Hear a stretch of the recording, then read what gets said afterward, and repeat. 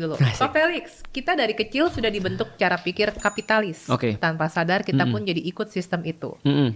Tapi kalau kita ngambil untungnya pas-pasan, Oke. ya takut juga karyawan nggak bisa digaji. Oke.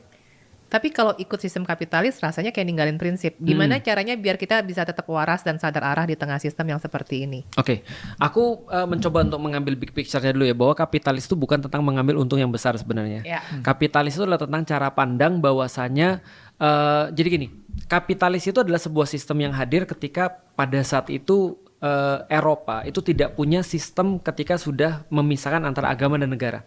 Karena pada saat itu agama itu menjadi sebuah hal juga yang mengatur negara sebenarnya. Ketika mereka pisahin sistem itu, maka agama sendiri, negara sendiri. Maka mereka harus cari semacam kayak aturan-aturan pengganti daripada itu. Dari sekulerisme dulu Dari sekulerisme dulu, betul. Sekulerisme terjadi, baru sekulerisme ini punya anak banyak. Nah, salah satunya anaknya di bidang ekonomi itu namanya adalah kapitalisme. Dalam bidang pendidikan namanya adalah materialism. Artinya pendidikan tuh mendidik orang agar siapapun yang memiliki materi dia yang unggul atau dia yang mulia atau dia yang sukses. Dalam bidang politik jadi oportunis misalnya, atau tadi dalam bidang-bidang yang lain juga kayak dalam kehidupan hedonisme dan keserakahan.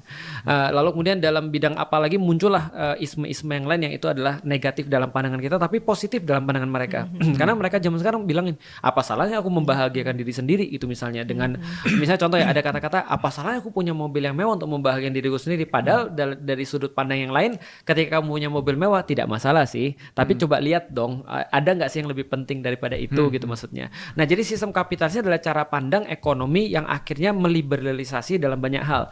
Misalnya contoh ya yang paling nyata, meliberalisasi atau membebaskan manusia untuk memiliki apapun yang dia pengenkan gitu kan ya, dan membeli apapun yang dia inginkan selama masih bisa dibeli, dan menjual apapun yang dia inginkan selama masih bisa dijual. Artinya sistem kapitalisme ini berdasarkan namanya juga kapitalisme dalam bahasa Arab, ra'sumaliyah, artinya kepala duit. Ini seperti itu.